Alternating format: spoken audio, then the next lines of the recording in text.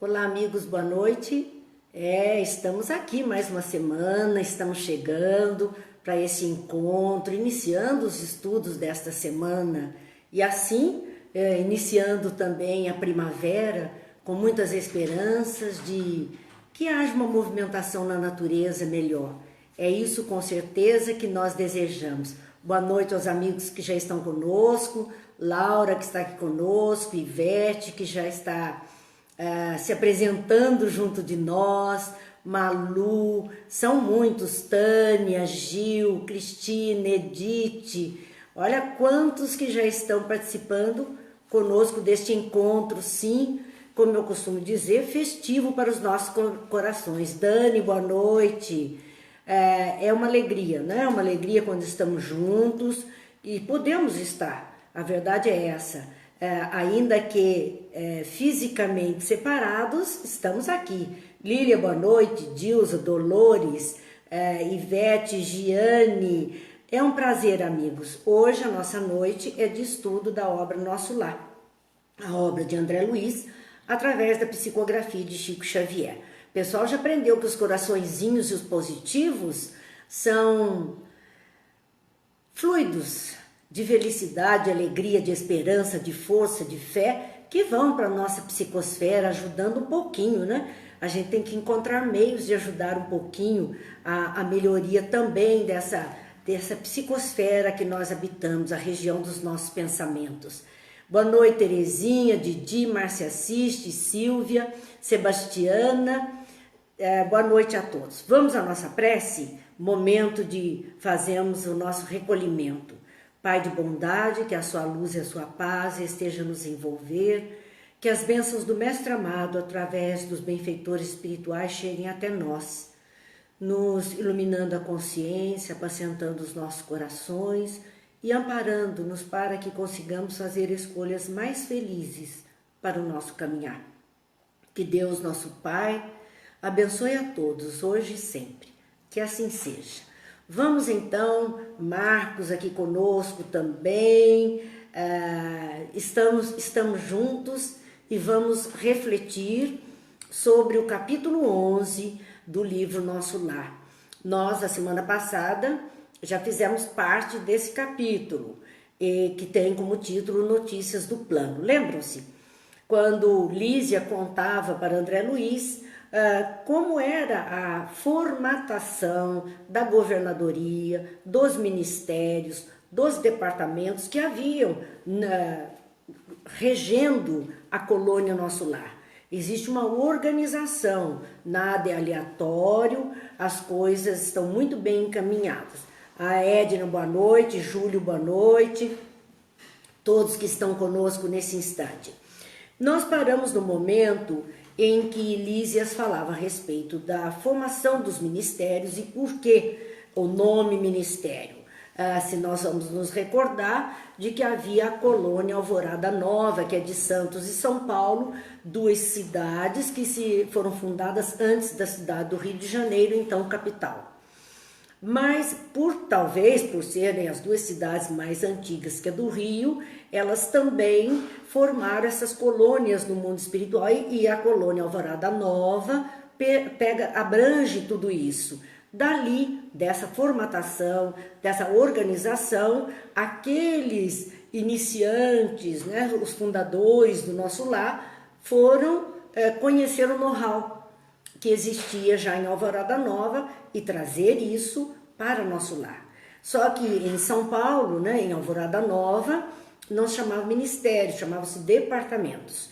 E lá em Nosso Lar, eles preferiram o nome ministério porque eles achavam que era algo mais digno, algo mais elevado. Os departamentos passaram a ministério, menos o departamento que ficava mais próximo à zona terrena, né? Ele ainda ficou um tempo e só nessa governadoria atual que eles estavam então registrando é que o auxílio passou a ser um ministério também. Boa noite, Geraldo, Gisele, boa noite a todos que estão conosco, Denise. É sempre muito gratificante estamos aqui refletindo. Carol, muito boa noite. Vamos continuar então a respeito dessa formação de ministérios, de departamentos que acontecia. Cidinha, eu não disse boa noite para Cidinha, como sempre, boa noite. A instituição, dizia Lísias a André Luiz, é muito rigorosa no que concerne a ordem e hierarquia. Nenhuma condição de destaque é concedida aqui a título de favor. Então, em nosso lar, não existe o QI de quem indicou, mas tem o QI do mérito. É uma meritocracia. Os ministros chegam lá por meritocracia, não por indicação. E era disso que ele falava, André Luiz. Então, é muito rigoroso, é uma seleção muito rigorosa para chegar ao cargo de direção dos ministérios. Não havia, ninguém chegava lá por indicação, por favor de ninguém. E ainda mais, diz ele, só 4 entidades, quer dizer, 4 espíritos, 4 pessoas desencarnadas conseguiram ingressar com responsabilidade definitiva no período de 10 anos no Ministério da União Divina. Era o ministério mais elevado, era a Suprema Corte. Então ali, num período de 10 anos, só 4 conseguiram ter o mérito suficiente para um cargo permanente. Então, em geral, todos nós, dizia Lísias, decorrido longo estágio de atividades de serviço e aprendizado, voltamos a reencarnar para atividades de aperfeiçoamento.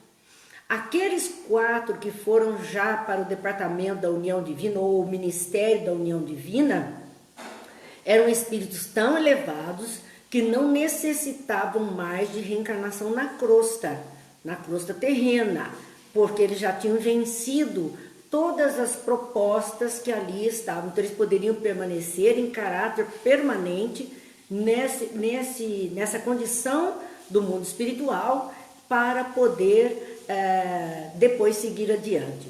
Lembre-se que nós sabemos de um fato da vida do Dr. Bezerra de Menezes, onde depois da sua desencarnação lhe foi oferecida essa condição de não mais reencarnar aqui, porque o que tinha aqui, ele, espírito que conhecemos como Bezerra de Menezes, já havia vencido as provas, já havia concluído o curso.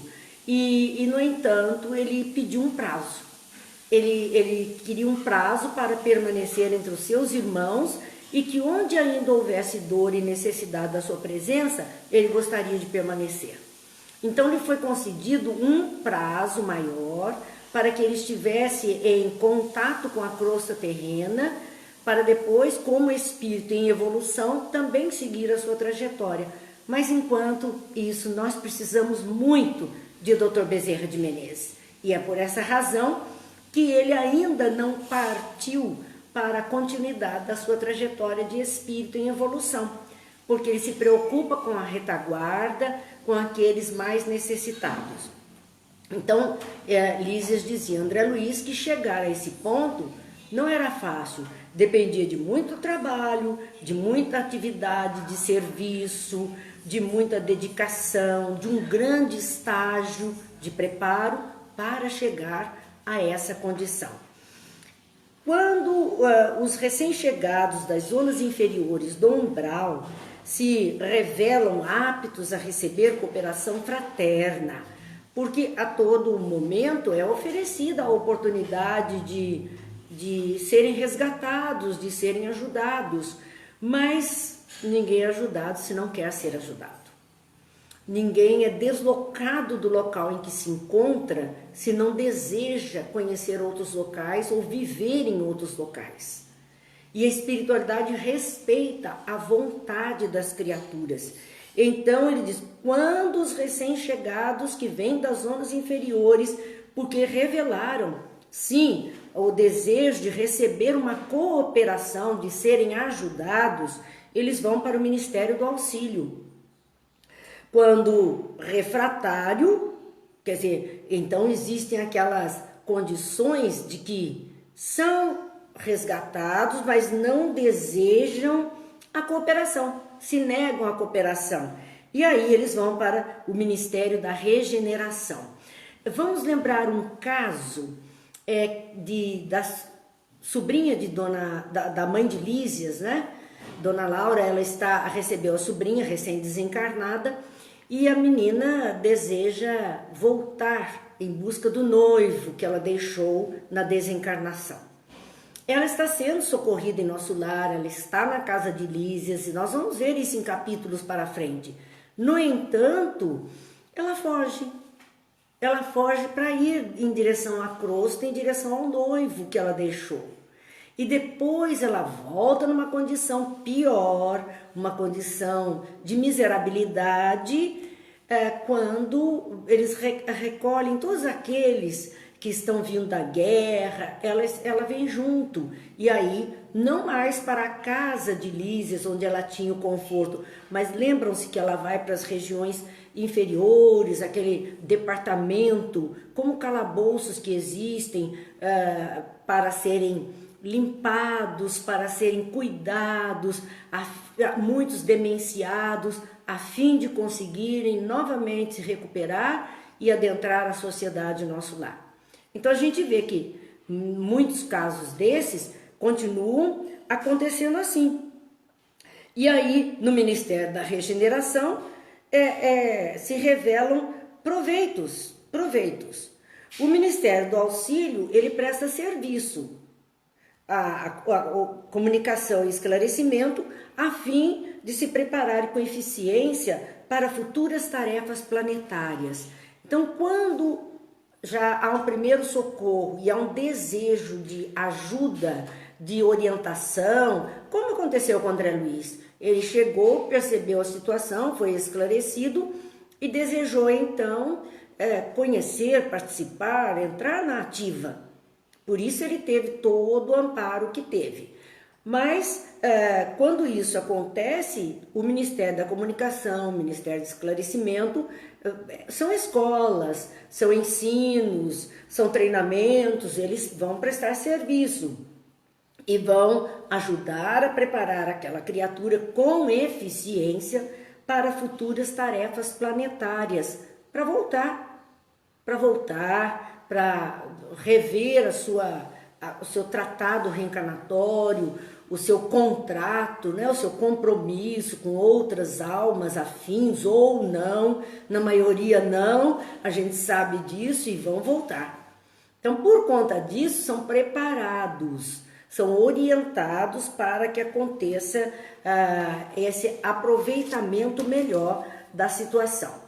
Então, continua Lísias explicando a André Luiz toda essa movimentação e esse encadeamento de socorro que existe em nosso lar. Somente alguns conseguem atividade prolongada no Ministério da Elevação. Então, os ministérios mais elevados, nesses ministérios mais próximos da crosta terrena, fosse o auxílio, a regeneração e esclarecimento, os espíritos ali desencarnados que desejam trabalhar podem receber orientação, podem ajudar na proposta de trabalho até uma próxima reencarnação. André Luiz mesmo diz isso, que ele vai precisar reencarnar futuramente, ele diz. No entanto, ele está ali trabalhando. Mas, para os ministérios mais altos, de espíritos mais elevados, não são todos que estão ali recolhidos e ajudados, que podem permanecer nesse trabalho, né? Só alguns conseguem atividade prolongada nesse ministério, ficar mais tempo no Ministério da Elevação. E raríssimos, em cada 10 anos, os que alcançam intimidade nos trabalhos da união divina. Aí são raríssimos, ele coloca, raríssimos. E a gente vê, curiosamente, muitas pessoas, né, aqui encarnada junto de nós, que se autodenomina tão evoluído que não mais reencarnará na face da Terra. Eu não sei onde vai reencarnar, mas que vai, né? Nós sabemos disso, porque os verdadeiramente elevados nem tocam nesse aspecto. Eles sabem que estão aqui para contribuir, para ajudar e que, se possível, voltarão para novas frentes de trabalho. Não se negam a enfrentar as outras encarnações no sentido de prestar ajuda às criaturas. Lísias ainda continua dizendo a André Luiz: não suponha que os testemunhos sejam vagas expressões de atividade idealista. Vivemos em círculos. É interessante, porque às vezes nós achamos que só ter um ideal espiritualizado, abraçar uma religião, ter algum conhecimento na área, nos identifica como criaturas tão melhores e que o nosso testemunho seja somente nessa área. Não, nós vivemos em círculos que demonstram, de demonstrações ativas de tarefa. Não é só o saber, é preciso fazer, é preciso participar. Não basta só ter o conhecimento, é preciso agir. Então, assim também, eles comentam isso. Vamos dizer boa noite para o pessoal, que eu não tive tempo ainda. Silvia, Antônio, Maria do Carmo. Vamos ver aqui, nossos amigos que estão conosco, Maria, Gilmari, Gil, que estão conosco, participando aqui. Nós agradecemos muito. A Crista, que está aqui conosco também. Agradecemos muito por todos que estão seguindo juntos aqui. Meire, muito obrigada. Nós vamos ver esses círculos de demonstrações ativas, onde trabalharia lá na colônia, nosso lar. Bastaria ter apenas essa atividade idealista, ou é preciso colocar a mão na massa? E então diz a ele que nós precisamos ter demonstrações ativas. E em nosso lar, as tarefas de auxílio são laboriosas e complicadas. Então, o Ministério do Auxílio e prestar auxílio às criaturas não é uma tarefa fácil. Laboriosa, vai suar a camisa para poder ajudar alguém. E complicado, porque nem sempre o que nós queremos ajudar é o que o outro necessita ou o que ele deveria. São tantas condições, cada um é cada situação é preciso ser estudada em si mesma. Então, o Ministério do Auxílio, trabalhar no Ministério do Auxílio não é fácil. É muito trabalho e uma ação bastante complicada. Cada história é uma história. Os deveres do Ministério de Regeneração, diz ele, são testemunhos pesadíssimos. Isso é interessante, porque o Ministério da Regeneração está abaixo do Ministério do Auxílio, lembram-se? É aquele que recolhe mesmo o pessoal que estava nas regiões mais difíceis. E são os mais teimosos, são os que estão mais dementes, são os que estão mais sofridos, são os que carregam ódio no coração, enfim, criaturas trazendo as dificuldades maiores. Esse é o Ministério da Regeneração. Testemunhos pesadíssimos. E aí, penso eu, comigo mesma, talvez com os amigos espirituais que compartilham das nossas reflexões, de que por que é que as pessoas aqui querem tanto participar de trabalhos de desobsessão? Porque o Ministério da Regeneração vai trabalhar com isso. E ele está dizendo, são testemunhos pesadíssimos. Será que estamos prontos, em condição de enfrentar as dores da alma que aquelas criaturas estão trazendo e não nos desestruturarmos? Veja bem, assistindo uma palestra nesse fim de semana, né? Foi uma palestra, a gente assiste tantas, mas nós vamos lembrar daqui a pouco, do Wagner Paixão. Ele contava um caso do Chico, né? Da vida do Chico, do irmão do Chico. E o José, irmão do Chico, participava do trabalho mediúnico junto com o Chico. E era um trabalho, o Chico tinha um trabalho de desobsessão para atender essas pessoas perturbadas, encarnados e desencarnados que o procuravam. Lá no começo da tarefa mediúnica dele, onde ele tinha o apoio só desse irmão. E a combinação era o Chico, como médium, dava passividade aos espíritos e o José fazia o papel do doutrinador ou do conversador, daquele que ia dialogar com o espírito que se manifestava.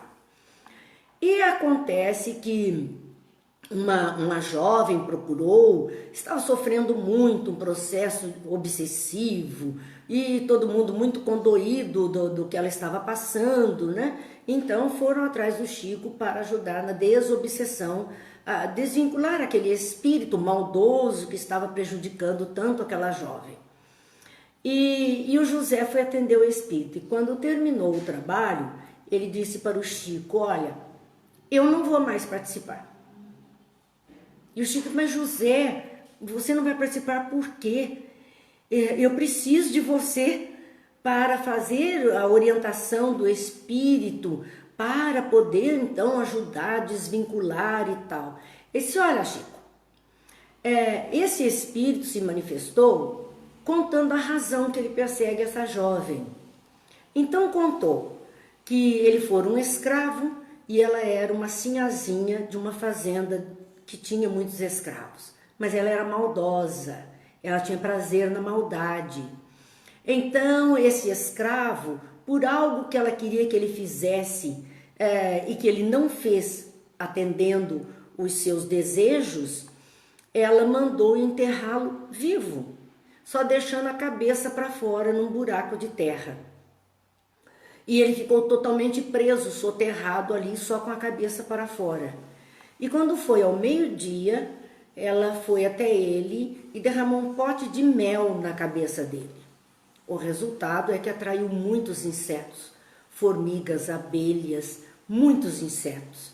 E ele foi atacado por esses insetos, desesperado, sem conseguir mover as mãos, ele não tinha como sair daquele buraco que ele estava preso, e desencarnou por conta disso, no desespero daquelas picadas todas, ferrotuadas todas que ele levou.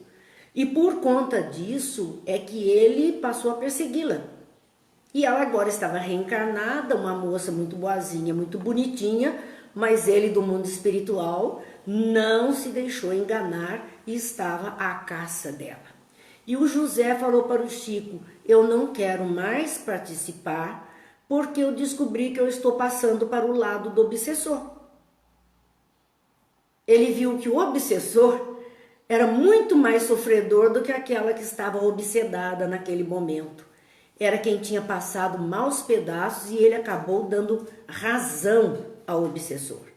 Então veja, será que diante dos dramas que envolvem os processos obsessivos, nós temos estrutura suficiente para nos mantermos isentos, sem puxar partido ou queremos ajuizar coisa nenhuma, e simplesmente ajudando, orientando, esclarecendo? Será que nós temos toda essa capacidade?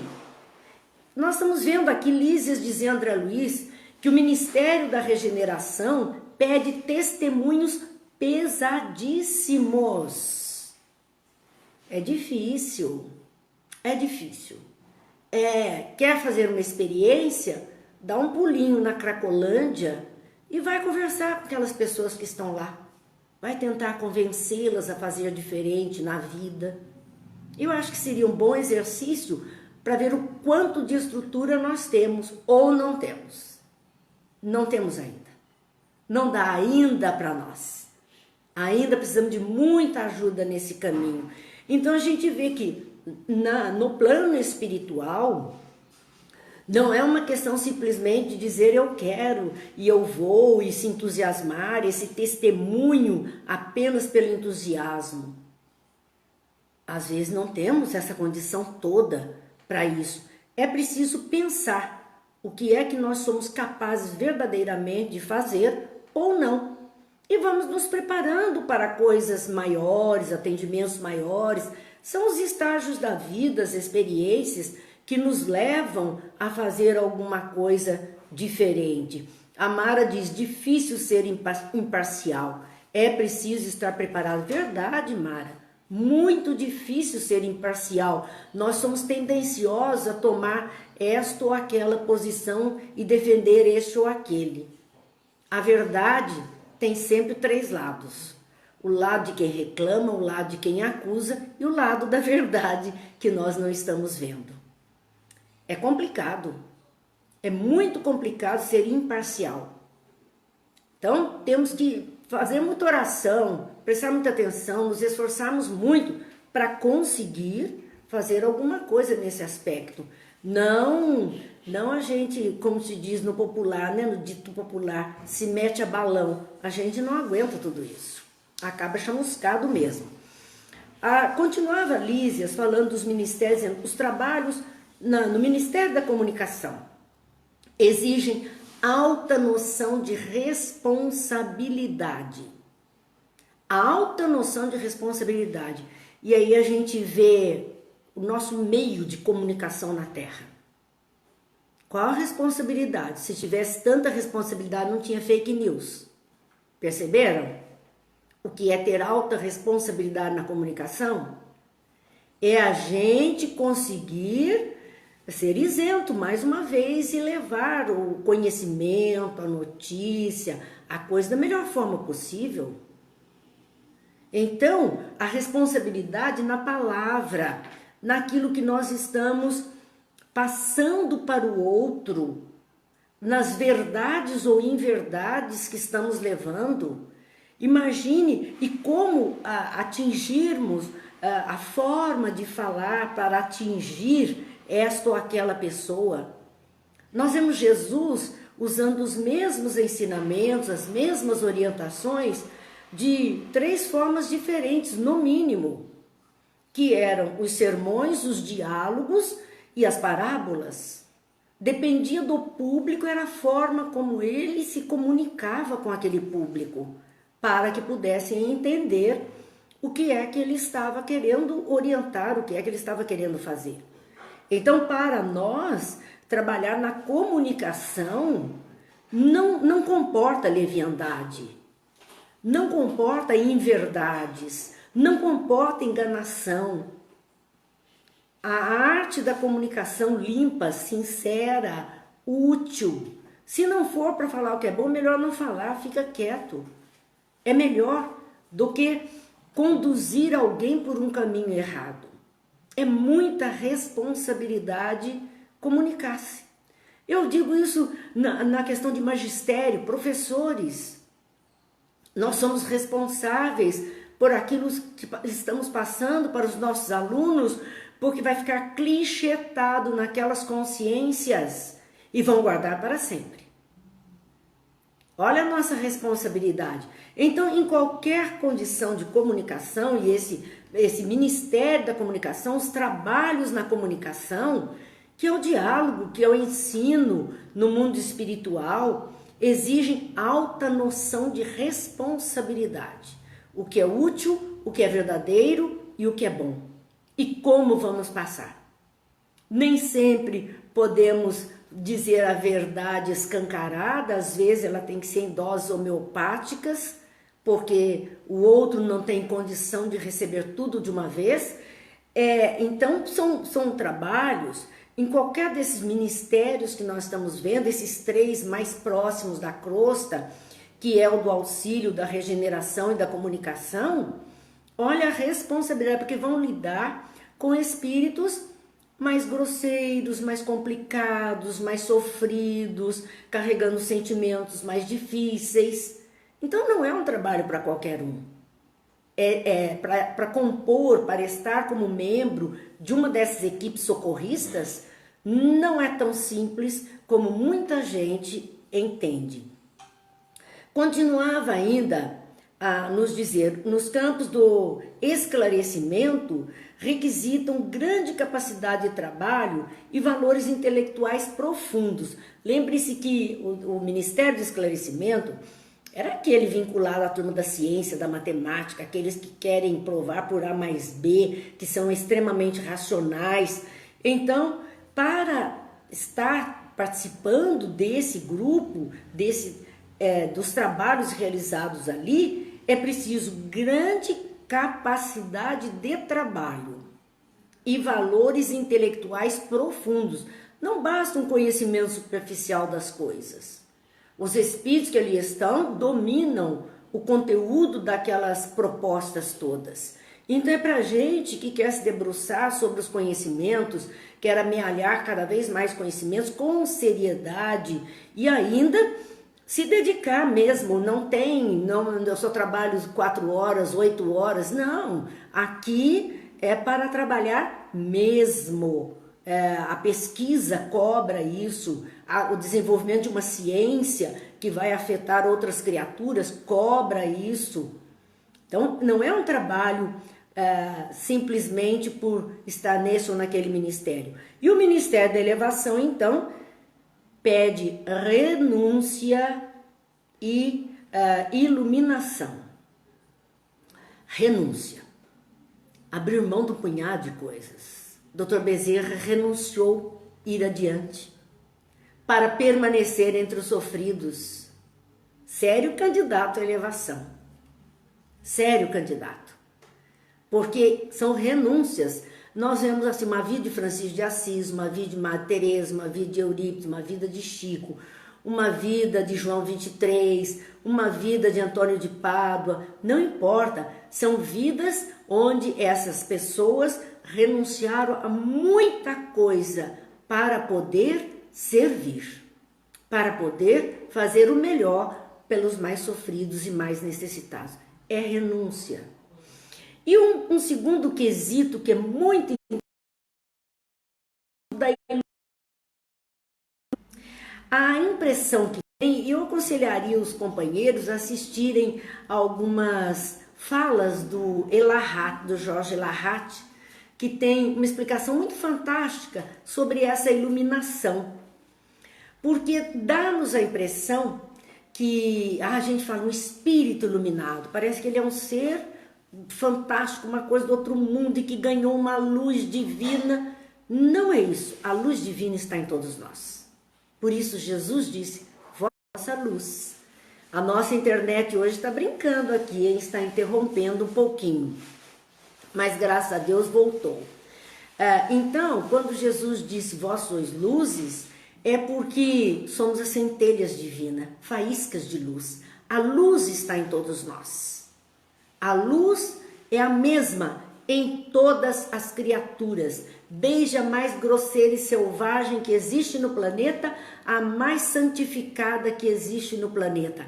É a mesma luz divina que está em todas as criaturas. Somos as mônadas celestes, as centelhas divinas. Isso é o que somos em verdade. Agora, por que é que esta luz não transparece, ou não aparece, ou não se irradia de nós? Porque nós temos opacidade no nosso corpo espiritual. O nosso corpo espiritual é formado, ele é um campo magnético que agrega partículas do habitat em que nos comprazemos, em que vivemos, que escolhemos. Então existem partículas mais pesadas compondo essa atmosfera e partículas menos pesadas. Se nós somos mais adeptos de ambientes mais materiais, mais densos, mais carnais, mais terreais, nossos corpos espirituais estão mais densos também e por conta disso mais opacos. A luz não consegue atravessar. É como uma lâmpada que fica fosca, porque o vidro é muito denso, opaco, e ela então não atravessa. Se nós tirarmos aquele envoltório e colocássemos um vidro mais fino e transparente, ela brilharia, o seu filamento brilharia. É o mesmo filamento que está, seja naquela opaca ou no transparente. A iluminação é diferente por conta do vidro, que é a parte externa, que ela está então, estará bloqueando, será translúcido ou transparente. E assim é o nosso corpo espiritual. Então, para este ministério da elevação divina, além desse hábito do espírito de renúncia a um punhado de coisas em favor de um bem para muitos e não somente para si, o que demonstra que são espíritos que venceram o egoísmo em larga escala e estão muito adiante por conta disso. Então, por conta disso, ainda é preciso que eles tenham uma iluminação, ou seja, o seu campo áurico, o seu campo magnético, eletromagnético de irradiação é intenso. Por isso, quem os vê, vê com halos de luz em torno de si. Muitas das representações dos santos das igrejas trazem isso.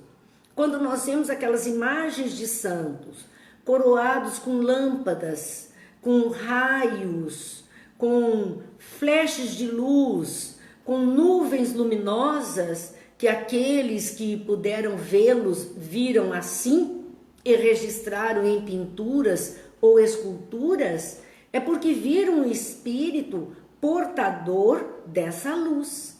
Então são espíritos que já conseguiram despojar de resíduos densos do corpo espiritual e conseguem então mostrar a luz própria que cada um de nós tem. Somos nós, amigos. Somos nós os candidatos a fazer essa luz brilhar. Por isso que Jesus diz: vós sois luzes, fazei brilhar a vossa luz. Ela está em nós.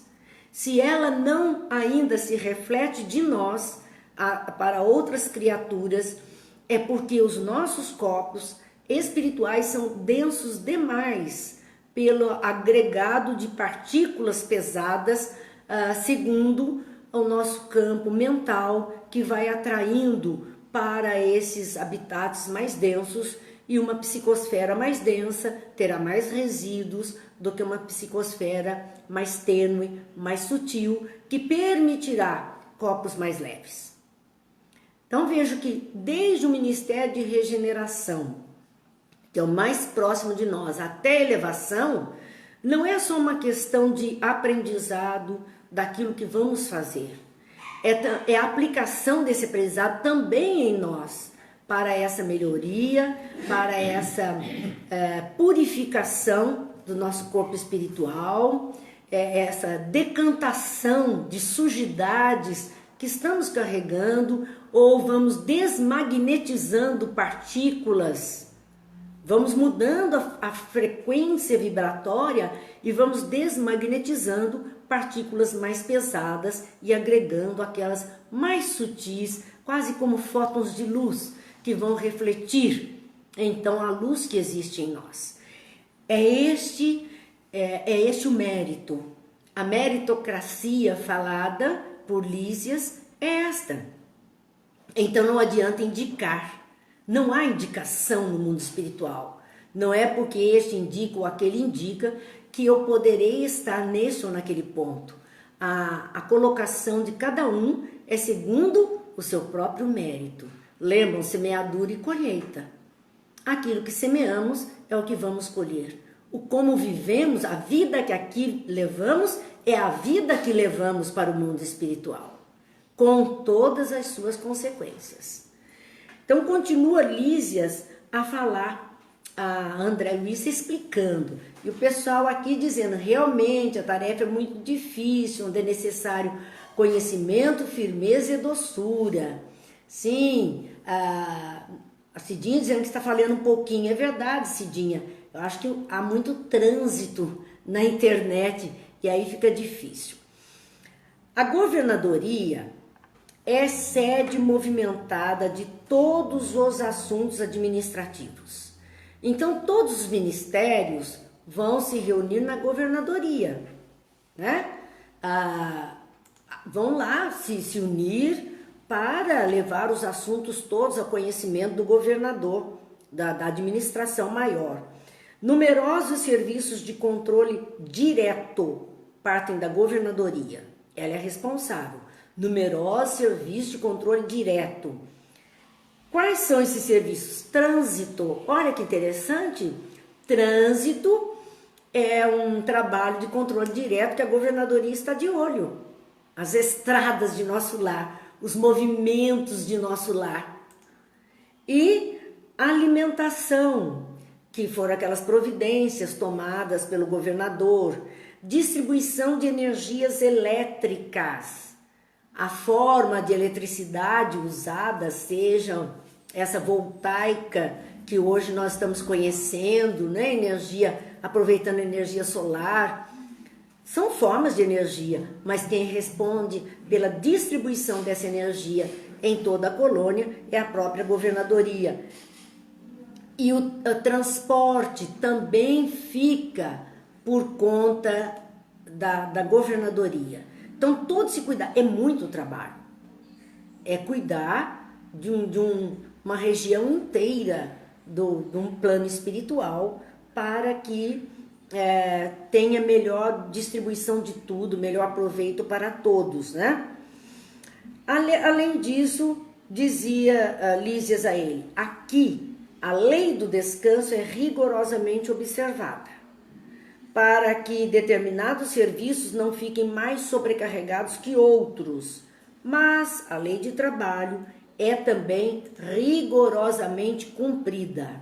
Então, se o descanso é rigorosamente exigido para todos, para que não haja sobrecarga, para que todos tenham um respiro, para que todos possam recuperar suas energias, porque o trabalho é muita coisa, muito estressante, diríamos nós, e muita dedicação, também a responsabilidade, o dar conta do trabalho, o trabalho também, a proposta de trabalho, a lei do trabalho é rigorosamente cumprida. Todos trabalham.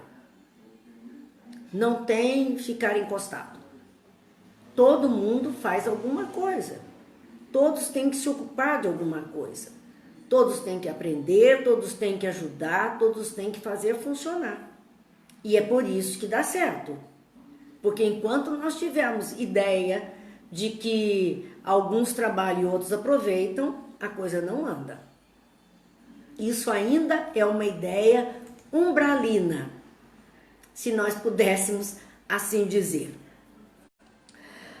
Existe uma exceção com relação ao descanso, que é do governador. Ele é o que menos descanso tem, e aí André Luiz disse assim, mas ele nunca se afasta do palácio? Quer dizer, ele nunca sai do posto de governador? E o Ulisses que somente nas ocasiões que o bem público o exige. Então não era algo particular, não era algo próprio dele. Ele dizia que era pelo bem público. Aí ele vai então, ele vai dar atenção e sair do palácio. Vai semanalmente ao Ministério da Regeneração, que representa a zona de nosso lar onde há maior número de perturbações. Olha onde o governador vai toda semana. Ele quer o posto mais alto. Toda semana ele vai ao Ministério da Regeneração, que é o mais baixo. Lembre-se, é a periferia, é o submundo, é onde tem a maior dificuldade, onde estão os espíritos mais perturbados. Ele ia pessoalmente ajudar. Pessoalmente. Saía para isso, não saía facilmente para outras coisas, mas semanalmente ele vai acudir esses espíritos mais perturbados, ao maior número de perturbações, dada a sintonia de muitos com os irmãos do umbral. Porque enquanto a regeneração era um ministério, né? Um ministério onde eles recolhem aqueles do umbral que já estavam em condição, pelo menos, né, de aparecer, de melhorar, de seguir adiante, de se fazer alguma coisa. Enquanto isso acontecia, mesmo esses que eram recolhidos não se desvinculavam. Mentalmente estavam ligados à turma que ele deixou lá atrás. Ele está sendo socorrido ali, ele está sendo ajudado ali, mas não se liberta da turma que ele deixou. E é essa ligação que trazia mais perturbação a essas criaturas, porque se não consegue se libertar desses vínculos que o prendiam a outra criatura, ficava muito complicado. Numerosas multidões de espíritos desviados ali se encontram na regeneração. E o outro lá chamando, e ele ligado com vontade de ir. Olha como é difícil convencer a ficar. Por isso a perturbação é muito grande. Aqui, quando as pessoas precisam de uma internação, seja numa casa que vai cuidar de alguém que tem uma viciação e precisa passar por um processo de abstinência, de organização, já é difícil pelo próprio organismo que solicita aquela droga que ele está habituado a ingerir. Mas imagine se permitissem que esta pessoa fosse visitada logo de cara, ou que ela mantivesse contato com aqueles seus ex-companheiros das movimentações terrenas. Ela não se cura, porque ela não se liberta. Então é preciso separar, é preciso segurar isso, e é preciso ocupar essa cabeça com outras coisas para que ela não ouça esse chamado, para que ela não queira se ligar. Porque são mentes mais perturbadas ainda e desejosas de que ela, claro, possa então estar com eles novamente. É muito complicado. Há tantos assim, pois é, o chefe deve dar exemplo. O governador fazia isso. Sai do seu palácio e vai lá para as regiões mais inferiores, mais sofridas, mais doídas, olhar essa miséria mais de perto e colaborar no trabalho, na luta junto com aquelas pessoas. Então, numerosas multidões de espíritos desviados ali se encontram. E então ele aproveita as tardes de domingo, que seria a sua folga. Seria a folga do governador, tarde de domingo. Aí o que ele faz? Vai ajudar em outro departamento que precisa. Após a oração com a cidade, no grande templo da governadoria, para cooperar com os ministros da regeneração, ele se priva da alegria para amparar desorientados e sofredores. Ele cumpre a parte dele do protocolo de governança que ele tem de fazer a oração das 6 horas da tarde com a colônia inteira, e ele poderia descansar, ele poderia encontrar amigos, ele poderia arejar um pouco. Não, ele usa a sua hora de lazer particular, ele renuncia ao seu próprio lazer para ajudar lá no departamento de regeneração aqueles desorientados e sofredores. Então a gente vê que não é um cargo para qualquer um, é dedicação exclusiva, é saber o que está fazendo, é consciência, tudo isso ele faz. Deixara-nos o aeróbus na vizinhança do hospital, nas vias públicas de belas melodias. Essa conversa toda foi eles chegando, lembram-se, eles tinham ido ao Bosque das Águas, e ali ele então estão voltando e toda essa conversa está sendo travada neste momento. Lísias então explica a André Luiz, porque já era tardinha, essas músicas procedem das oficinas onde trabalham os habitantes de nosso lar. Porque André Luiz começou a ouvir música no ar e ficou intrigado com isso. E aí disse, vem das oficinas de trabalho. Após a observação, reconheceu então que a governadoria, que a música intensifica o rendimento de serviço em todos os setores de esforço construtivo. Então, trabalhar com música, com boa música, bem se vê. Trabalhar com música rende o trabalho da pessoa. Percebam que às vezes quando a gente está trabalhando e entretido, vai cantando junto, vai ouvindo uma música e isso torna leve o trabalho. Então o Lísias fala a respeito disso, que eles perceberam que com a música o trabalho rendia mais ainda. Pois se nós temos experiências aqui na Terra de vacas que produzem mais leite, porque tem música clássica no estábulo, ou de plantações que dão mais frutos, porque existem músicas, caixas de som pela plantação para a boa música. Quer dizer, se seres inferiores, como vegetais e animais, produzem mais diante de uma música boa, por que é que o ser humano não haveria de produzir mais no seu trabalho, tocado por uma música boa também? Significa que a frequência vibratória da boa música, ela também mexe com as nossas frequências vibratórias e vão fazer então que a energia seja melhor usada, aplicada e o desgaste menor para todas as pessoas. Então, é científico isso, e em nosso lar eles aplicavam. Nisso, então, diz ele a André Luiz, né? Desde então, ninguém trabalha em nosso lar sem esse estímulo de alegria, de fazer a pessoa feliz. Aqui nós podemos lembrar que era muito interessante quando íamos a Uberaba, visitávamos lá o Chico nas suas noites de trabalho. Os que foram sabem disso, que haviam músicas tocando o tempo inteiro, boleros tocavam, e a gente ficava tão embevecida naquelas músicas bonitas, e o Chico lá psicografando, atendendo, trabalhando. Quer dizer, é um alívio para ele que tinha que trabalhar, porque as mentes se dispersavam e se envolviam na música e não centravam somente na pessoa dele, exigindo dele talvez muito mais ou dificultando com os nossos pensamentos pesados em torno dele.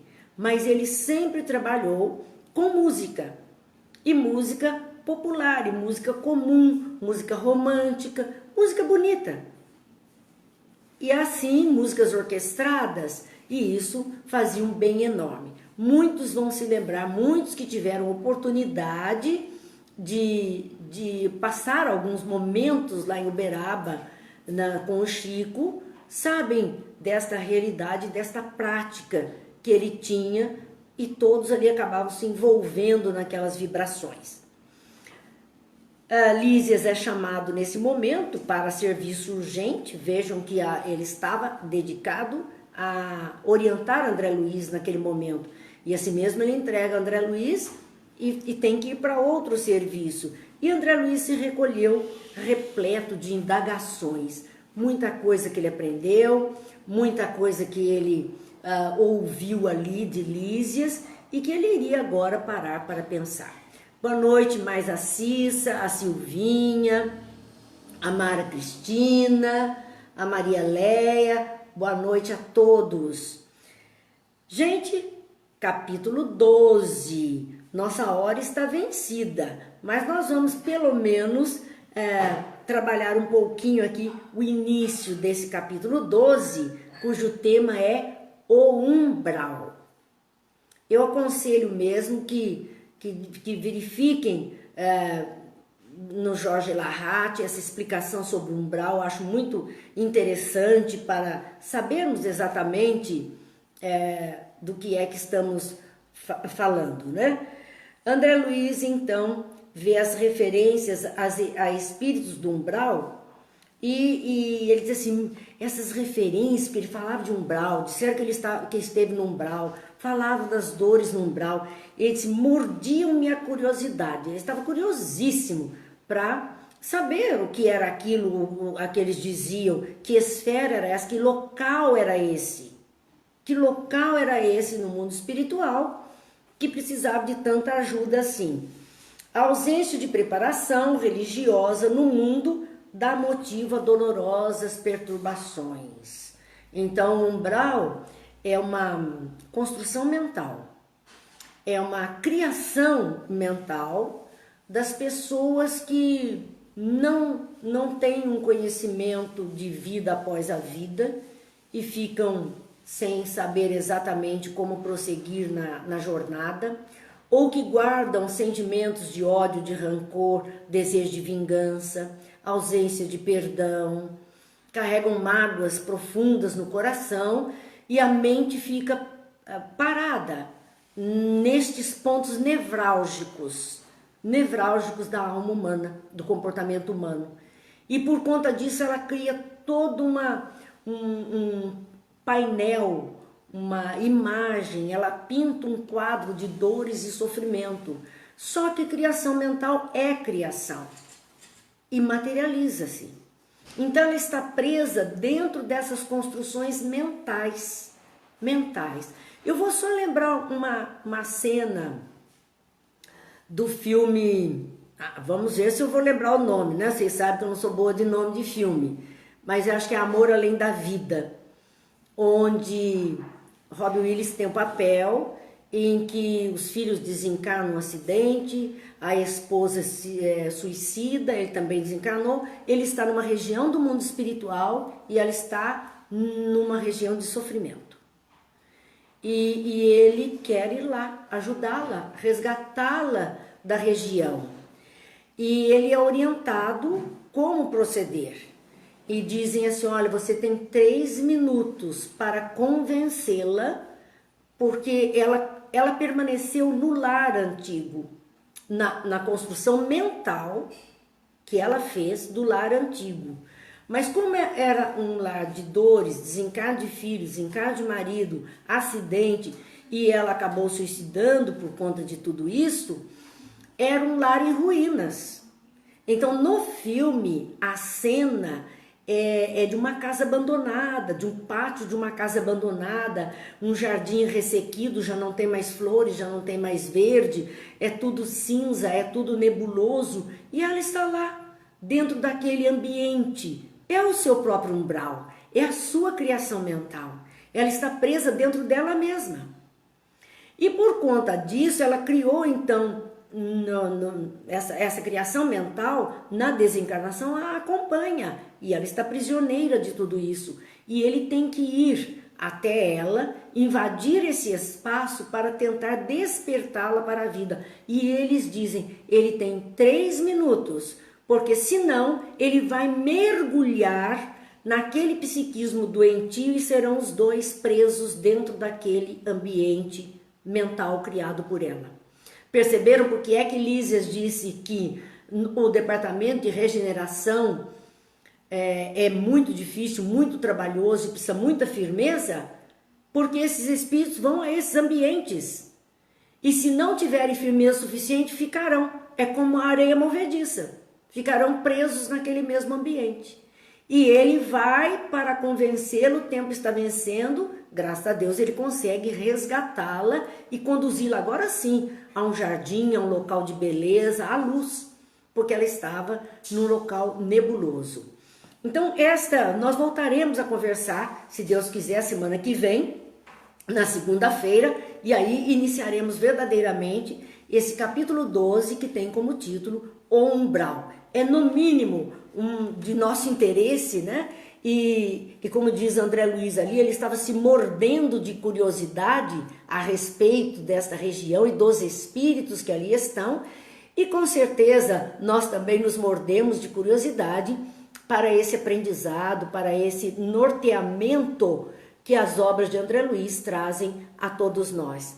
Assim, amigos, agradecemos estarmos juntos, agradecemos a companhia, Liete, Marcos, Regiane, Terezinha, Giane, são tantos, Cláudia, tantos amigos que estão conosco, Maria do Carmo, muito obrigada, senhor Antônio Silva, muito obrigada por estarmos juntos. Amanhã, se Deus quiser, às 20 horas, é a nossa noite, então, de estudos de O Livro dos Médiuns.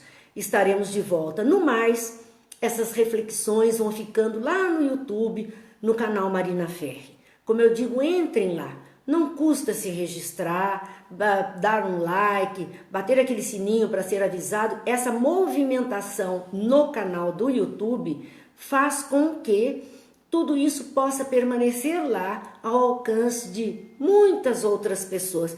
Pelo menos é o mínimo que nós podemos fazer como um testemunho do nosso aprendizado.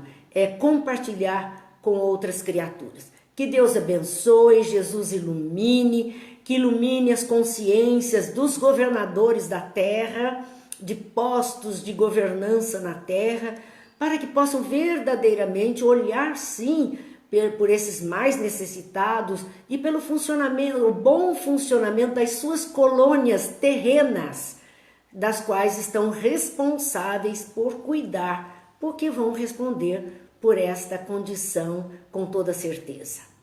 Que fizestes daquilo que eu vos confiei? Esta é a pergunta de Jesus para todos nós. Que Deus nos abençoe, muita paz, muita luz, bênçãos a todos.